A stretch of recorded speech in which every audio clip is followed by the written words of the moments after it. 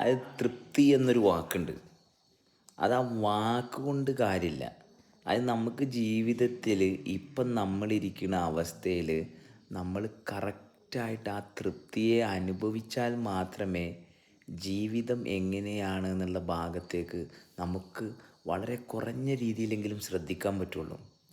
കാരണം എന്തെങ്കിലും ചെയ്തിട്ടോ അല്ലെങ്കിൽ മറ്റുള്ളതിൽ നിന്ന് നമുക്കെന്തെങ്കിലും നേടാൻ സാധിക്കുമ്പോഴോ തൃപ്തി കിട്ടുമെന്ന് നമ്മളെ പഠിപ്പിച്ച ഭാഗത്തുനിന്ന് നമ്മൾ ജീവിച്ചുകൊണ്ടിരിക്കുന്നതാണ് ഈ പറഞ്ഞ കാര്യങ്ങളെല്ലാം ചെയ്യാനുള്ള സാധ്യത നമ്മളിൽ നിലനിർത്തുന്നത് എന്നുള്ളതാണ് നമ്മൾ ഫസ്റ്റ് തിരിച്ചറിയേണ്ട കാര്യം. അപ്പം നമ്മളിപ്പോൾ ജീവനോടുണ്ട്. ഇപ്പം ഈ വീഡിയോ കണ്ടുകൊണ്ടിരിക്കുന്ന നിങ്ങളെല്ലാവരും ചെയ്യേണ്ട കാര്യങ്ങൾ എന്നെപ്പോലെ ചെയ്തുകൊണ്ടാണ് ഇവിടെ ഇരിക്കുന്നത്.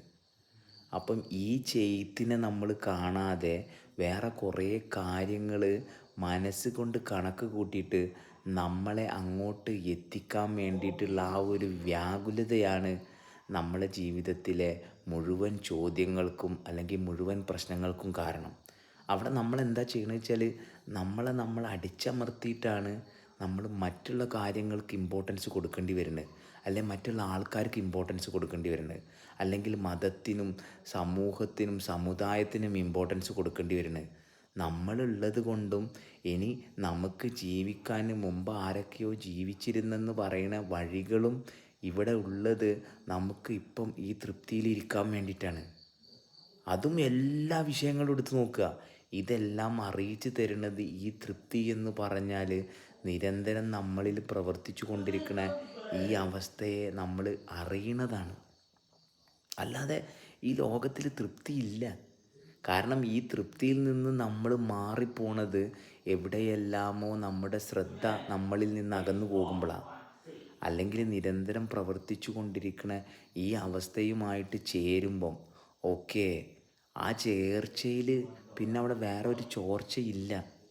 അപ്പോൾ ഈ ചോർച്ച വരുന്നത് എന്തുകൊണ്ടാണെന്ന് വെച്ചാൽ മാനസികമായിട്ട് അല്ലെങ്കിൽ ബുദ്ധിപരമായിട്ട് നമ്മളെ ചെറുപ്പം തൊട്ട് പരിശീലിപ്പിച്ച ആ പരിശീലനത്തിൻ്റെ ഭാഗമായിട്ട് ഇതിങ്ങനെയാണ് അതുകൊണ്ട് അതിങ്ങനെയാകും. ആ X+Y X×Y എന്നുള്ള ആ സാധനം ഉണ്ടല്ലോ, ആ സാധനം വെച്ചിട്ട് ജീവിതം കണക്ക് കൂട്ടാൻ പറ്റില്ല. കാരണം ജീവിത കണക്ക് കൂട്ടലിനപ്പുറമാണ്. കാരണം എന്താ, കണക്ക് കൂട്ടണമെങ്കിൽ നമുക്ക് 2 പോയിൻ്റുകൾ വേണം. ഇത് പോയിൻ്റ്ലെസ് ആയിട്ട് വർക്ക് ചെയ്തുകൊണ്ടിരിക്കുകയാണ്. കാരണം ഇത് എവിടെ തുടങ്ങിയെന്നോ അല്ലെങ്കിൽ ആര് തുടങ്ങിയെന്നോ ഇതിനൊന്നും യാതൊരു പ്രസക്തിയുമില്ല ഈ നിമിഷത്തെ നമുക്ക് തൃപ്തിയിൽ അനുഭവിക്കാൻ സാധിച്ചാൽ. അപ്പോൾ ആ തൃപ്തിയെ മാത്രം ഫോക്കസ് ചെയ്യുക. കാരണം ആ തൃപ്തി എന്ന് പറയുന്നതാണ് നമ്മുടെ, അല്ലെങ്കിൽ ആ തൃപ്തി എന്ന് പറയുമ്പം നമ്മൾ ചെയ്ത പ്രവൃത്തിയുടെ ബേസിലാണ് ഈ തൃപ്തിയെ നമുക്ക് കൈക്കൊള്ളാൻ സാധിക്കുന്നത്. കാരണം നമ്മൾ ചുറ്റുപാടുമായിട്ടുള്ള ബന്ധം അത് ഈ തൃപ്തി ഫോക്കസ് ചെയ്യുക. തൃപ്തി എന്ന് പറയുന്നത് ഞാനിരിക്കുന്ന അവസ്ഥ ഏറ്റവും മനോഹരമാണ്, ഇതിലപ്പുറത്തേക്ക് ഇനി വേറെ ഒന്നുമില്ല എന്നുള്ളൊരു ഭാഗം നമുക്ക് അനുഭവത്തിലൂടെ അറിയുക എന്നുള്ളതാണ് ആ തൃപ്തി എന്നതുകൊണ്ടുള്ളത് പറയണത്.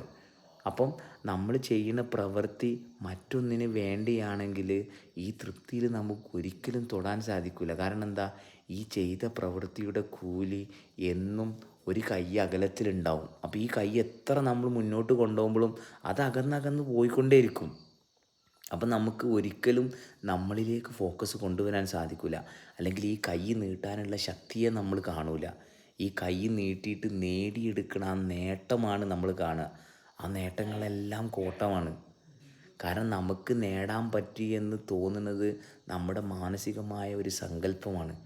ആ സങ്കല്പമാണ് നമ്മളെ നേട്ടമെന്ന് കരുതുമ്പം നമുക്ക് മൊത്തത്തിൽ കോട്ടം വരികയാണ്. അപ്പം നമ്മൾ ശ്രദ്ധിക്കേണ്ട കാര്യം, ഇപ്പോൾ ഇരിക്കുന്ന ആ തൃപ്തി എന്ന് പറയുന്ന അവസ്ഥ അനുഭവിക്കണമെങ്കിൽ ഈ പ്രവൃത്തി ചെയ്യാൻ സാധിക്കുന്ന ആ ശക്തിയുമായിട്ട് നമുക്കൊരു ബന്ധം വരണം. അപ്പോൾ ആ ബന്ധം വരണമെങ്കിൽ ഈ പ്രവൃത്തി തന്നെയാണ് ഈ പ്രവൃത്തിയുടെ ഫലമെന്ന് തിരിച്ചറിയണം. കാരണം ഈ പ്രവർത്തനമാണ് എന്നെ ഈ പ്രവൃത്തിയിൽ എത്തിച്ചത്. അപ്പോൾ ഈ പ്രവൃത്തി ചെയ്യുന്നതിലൂടെ ആ പ്രവൃത്തിയെയല്ല ഞാൻ കാണുന്നത് ആ പ്രവൃത്തി ചെയ്യാനുള്ള ആ പ്രവർത്തനം എന്നിൽ നിരന്തരം പ്രവർത്തിച്ചു കൊണ്ടിരിക്കുന്നത്. അപ്പോൾ ഈ പ്രവർത്തനത്തെ മറ്റാൾക്കാർ ഏതൊക്കെ രീതിയിൽ വേണമെങ്കിലും അവർക്ക് ഉപയോഗിക്കാം. ആ ഉപയോഗിക്കുന്ന അവസ്ഥ അവർ എങ്ങനെയാണ് ആ പ്രവർത്തനത്തെ നോക്കിക്കാണുന്നത് എന്നുള്ളതാണ്. അത് വെച്ചിട്ട് നമ്മൾ തീരുമാനമെടുക്കാൻ പോകുമ്പോൾ മനസ്സിലാക്കുക, നമ്മൾ നമ്മളെ പ്രവർത്തനത്തിൽ നിന്ന് വിട്ടിട്ട് നമ്മളെ പ്രവൃത്തിയുമായിട്ട് എവിടെയൊക്കെ നമുക്ക് അവിഹിത ബന്ധമുള്ളതുകൊണ്ടാണ്. അതുകൊണ്ട് മാത്രമാണ് മറ്റൊരാളുടെ പ്രവൃത്തിയിൽ നമ്മൾ പെട്ടുപോണത്.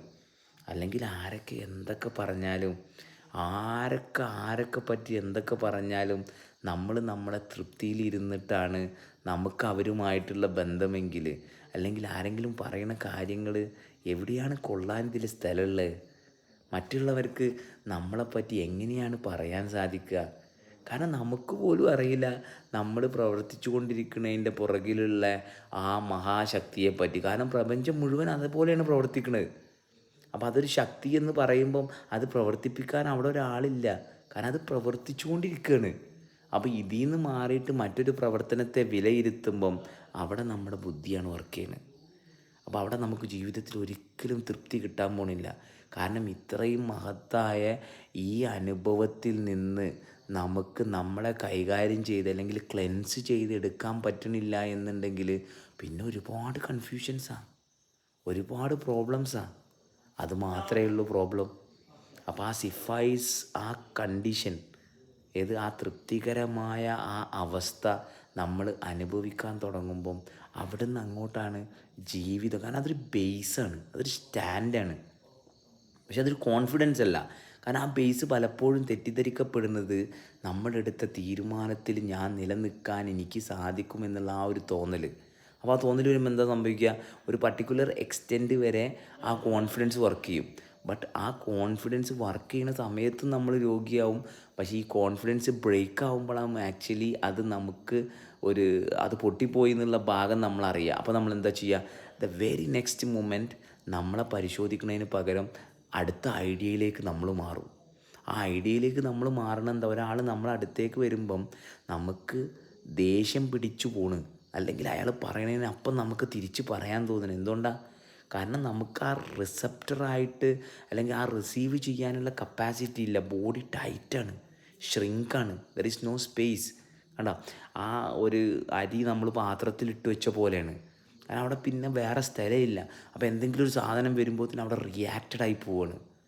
മറിച്ച് അവിടെ നമുക്ക് ആ വ്യക്തിയെ പോലും കാണാതെ നമ്മളോടുള്ള ആ ഉത്തരവാദിത്വത്തിൽ, ആ തൃപ്തികരമായ അവസ്ഥയിലാണ് നമ്മളിരിക്കുന്നതെങ്കിൽ ആരൊക്കെ എന്ത് വന്ന് പറഞ്ഞാലും നമുക്ക് നമ്മളുടേതായ ഒരു സ്പേസ് ഉണ്ട്. ഈ സ്പേസ് മെയിൻറ്റെയിൻ ചെയ്യുക എന്നുള്ളത് മാത്രമേ നമുക്ക് ചെയ്യാനുള്ളൂ. അപ്പോൾ ആ സ്പേസ് മെയിൻറ്റെയിൻ ചെയ്ത് വരുമ്പം നമ്മുടെ ശ്രദ്ധ കൂടും. എന്തിനു വേണ്ടിയിട്ടാണ് ശ്രദ്ധ? കാരണം ആ മെയിൻറ്റെയിൻ ചെയ്യുന്ന സ്പേസിലൂടെ ഞാൻ അനുഭവിക്കുന്ന ആ തൃപ്തിയെ കൈവിടാൻ ഞാൻ ഒരിക്കലും ഒരുക്കല്ല എന്നുള്ളതാണ്. അപ്പോൾ അവിടെയാണ് നമുക്ക് നമ്മുടെ തുടർച്ച കയ്യിൽ കിട്ടുന്നത്. ആ തുടർച്ചയുമായിട്ടുള്ള ബന്ധം നമുക്ക് ശ്രദ്ധിക്കാൻ സാധിക്കുമ്പം മറ്റു ഒരു കഥകളും അല്ലെങ്കിൽ മറ്റു ഒരു സംഭവങ്ങളും നമുക്ക് നമ്മളെക്കാൾ സംഭവമായിട്ട് മാറില്ല. അപ്പം നമ്മളാണ് നമ്മളെ സംഭവം. അതാണ് കുമാര സംഭവം.